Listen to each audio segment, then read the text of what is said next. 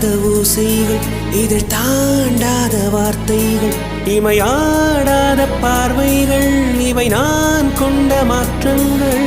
சொல் என்னும் ஓர் நெஞ்சம், எனில் என்னும் ஓர் நெஞ்சம், எதிர்பார்க்காமல் என் வாழ்வில் ஒரு போர்க்காலம் ஆரம்பம். இதயமே துடிக்கிறதா, துடிப்பது போல் நடிக்கிறதா, உரைத்திடமா மறைத்திடமா, ரகசியமாய் தவித்திடவா.